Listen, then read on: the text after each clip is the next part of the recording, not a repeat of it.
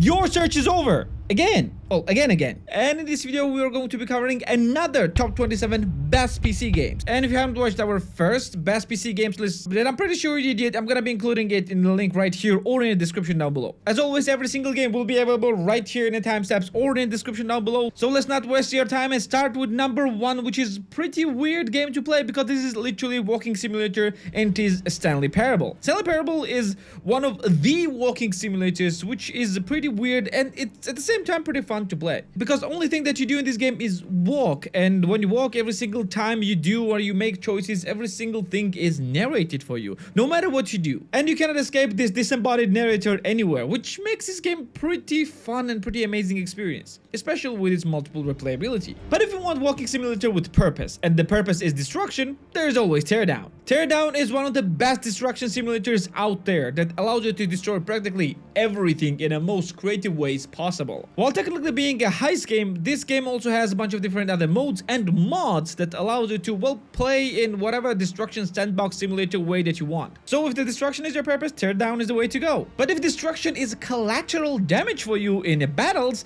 then you're probably playing Battlebit. Battlebit is the newest game on this list, and this game deserves its hype. Because despite this game looking literally like a Roblox version of Battlefield, this game is insanely fun and very serious game. With an ability to play with more than 250 players on one map, this game is destruction mayhem, and weirdly enough, it's also very sim-like, giving you quite authentic military action despite not looking like one. And this game is absolutely must play and recommended for me. But if you like far more serious military games, there's of course always Arma series. Arma series is literally a military simulator that is insanely serious in every aspect of its gameplay. This is not just your run-of-the-mill Battlefield where you just jump into matches and kill few players and just get out. This game actually simulates military operations with all the complexity that it has in real life. This game will keep you busy for really long time. But if you don't want amazing community and you like toxicity and you like multiplayer, oh well, you're gonna love Rust. The Rust is a PvP multiplayer survival game where toxicity is a feature of the game. And no,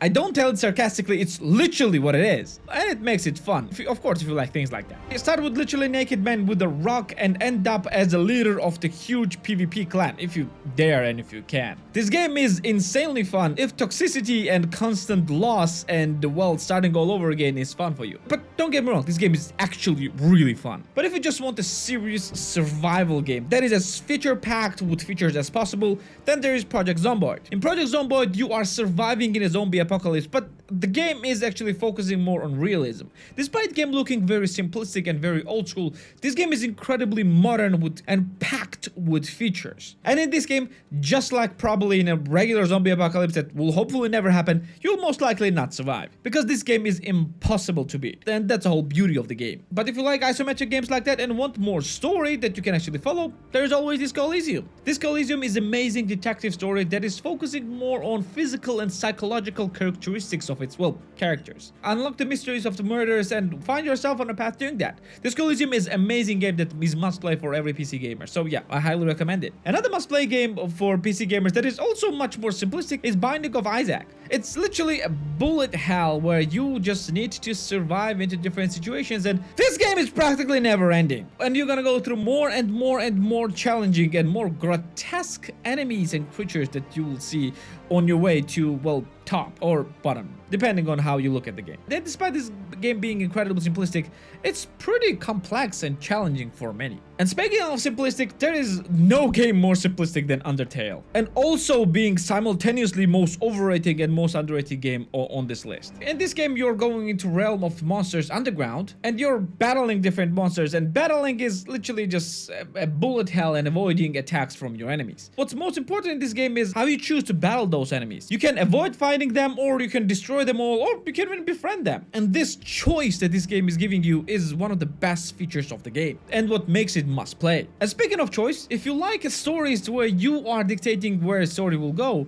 there's always Baldur's Gate series. Yes, Baldur's Gate 1 or 2 are a bit older right now, but Baldur's Gate 3 is about to release, and it's looking to be one of the best games of the year. Yes, even right now, even in early access. And yes, even against Starfield. This game is if Mass Effect and Divinity Original Sin had a baby, and it is absolutely beautiful and jam-packed with story and amazing and pretty accessible gameplay as well. So if you were never into D&D action, well, after that you'll probably be. And speaking of action, I would never thought that card action game would be on the list, but it is, and it is Slay the Spire. Slay the Spire is a card-based roguelike where your goal is to progress through the tower and defeat more and more and more difficult monsters, eventually to inevitably lose. Or win, but you'll most likely just lose. You can control one of multiple different characters, each with very unique characteristics and abilities. And your goal is to defeat multiple different enemies using cards. Cards are different attacks, different defenses, different buffs and debuffs, and it's actually pretty interesting. And it's pretty great PC game. But to be fair, I actually prefer it more on mobile because,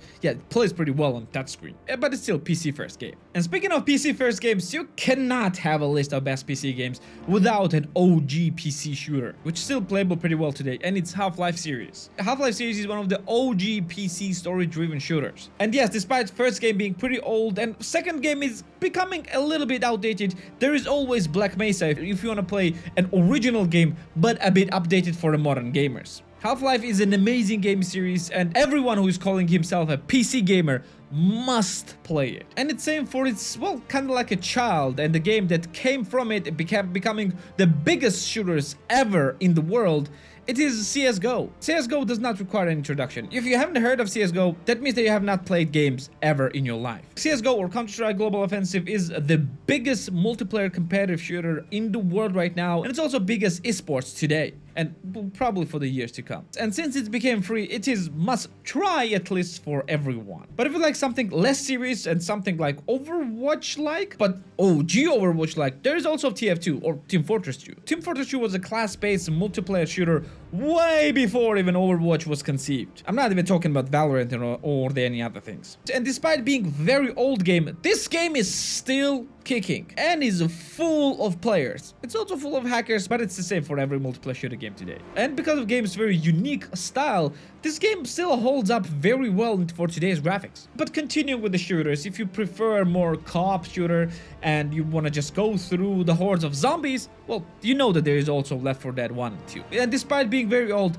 Left 4 Dead 2 is very much alive, having thousands of players all the time. This game is the zombie shooter if you want to play against the zombies, and weirdly enough, if you want to play as a zombie as well, because this game allows you not just to play with 4 friends, but also against 4 other friends, which will take the roles of different special type of infected. And yes, it is a must play for every PC gamer, even today. Of course, it's also dirt cheap. But if you prefer more story-driven first-person shooters, well, there is always a Metro series. And all of the Metro games, Metro 2033, Last Light, and Exodus, are amazing shooters, especially the latest Metro Exodus. For dropping you into post-apocalyptic Moscow Metro, this game is full of character and the stories to hear around you. And weirdly enough, it's also kind of terrifying and also touching. And if you don't believe me, try going through Metro Exodus and play against gorillas in Siberia. Well, you will know what I mean when you get there. And if you want to play with friends and just wreak havoc and have fun with it,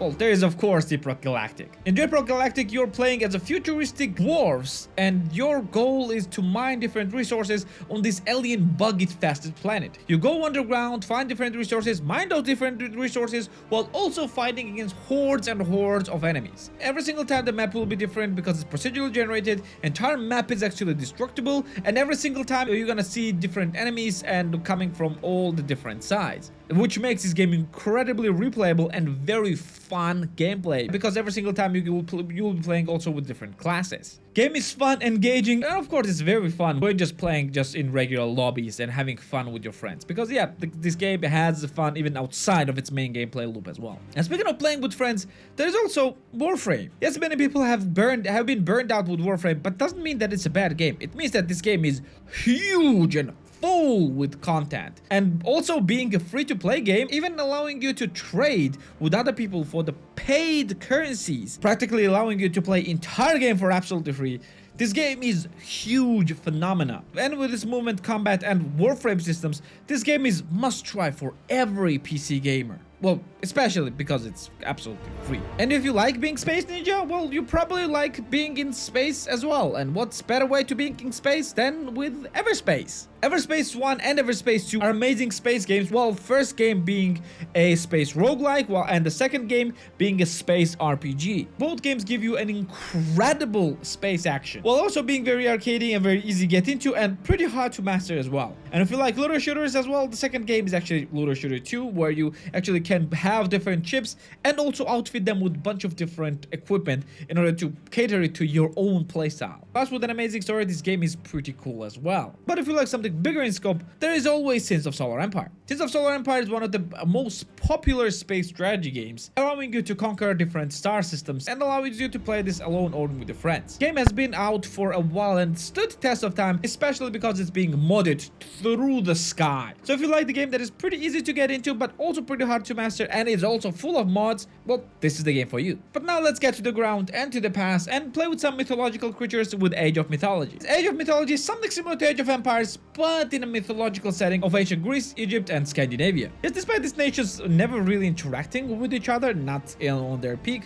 well, this game is, well, work of fiction. Play for different gods, acquire their powers, and play with different mythical creatures in order to, well, conquer everything around you. Game also has an amazing story that you need to complete, especially with the Titan expansion. And yes, despite this game being pretty old, it's been remastered and is also waiting for a full, complete remake in a very near future. And speaking of fantasy, at least one MMO should have been in this list, and this time I chose it to be Guild Wars 2. Guild Wars 2 is a free-to-play MMO, which has been done one of the best MMOs of all time by many. And it actually is that good. This game is great if you're playing solo. This game is great if you're playing in a group. This is one of the few MMOs that actually entices you to play with other people and is not punishing you for it. Because more people are engaged in activity, the better, funnier, and more rewarding it is. And there is also no game that has world bosses as fun as it is in this game. At least did not have back when this game had it. With the multiple expansions, game is alive and well and will keep you busy for thousands of hours at least. So if you want something that is seemingly never ending, this is it. But if you prefer something that is a bit harder and, well, a bit more survivally, there's always Don't Starve. Don't Starve has actually two games, regular Don't Starve and Don't Starve Together. Well, you can choose whichever you want. Don't Starve being a single player experience and Don't Starve Together being a multiplayer experience. Both games throws you into this very depressed world where you need to survive because of the day-night cycle, the creatures that will constantly want to kill you, the hunger system, and the sanity system, which will go down at night mainly, because nights here are pitch black. The game has also changing seasons, which also ups the challenge for you because the winters and summers here are devastating. So yeah, this game is pretty challenging for the ones who are not ready for it. What's also pretty challenging is Dead Cells. Dead Cells is a Metroidvania and, or you can call it a side-scroller or a platformer. And it's very difficult to explain, but it's very fun to play. You're playing with the different weapons and progressing through the levels, and weirdly enough, it does not feel very old school. It feels pretty modern, pretty fast-paced, and pretty twitchy. And game is also getting a bunch of different upgrades and a bunch of different expansions, so game is also pretty alive and well. But if you prefer something more simplistic, yet challenging, and also very charming, there's also Hollow Knight. Hollow Knight is a beautiful platformer, and this feels much more old school, yet feeling also very modern as well. Go to different levels, battle with different enemies, and also battle amazing bosses and progress through the story, which is very charming and very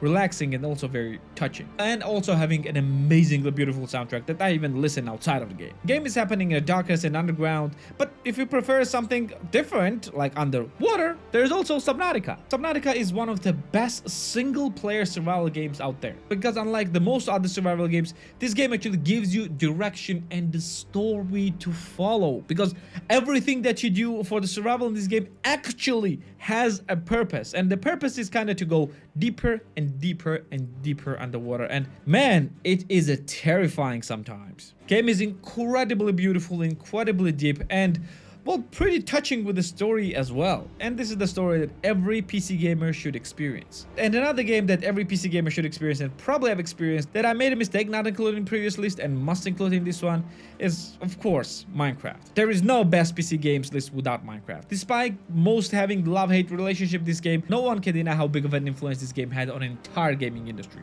Being the biggest game of all time, Minecraft requires no introduction, and that also requires no denying that the real home of Minecraft is a PC. Well, this was another difficult list to complete, but we finally did it. And yeah, there are actually far more games to be included in this list, but yeah, we're limiting ourselves with only 27 this time. And if you want maybe another 27 list, well, you can leave a like in this video, and if the game will get measly 200 likes, then I will do another top 27 PC games. Until then, this will be it for today. Thank you for being here with me. Like the video if you like this, subscribe for more videos like this one, and I'm gonna see you in the next one. See ya.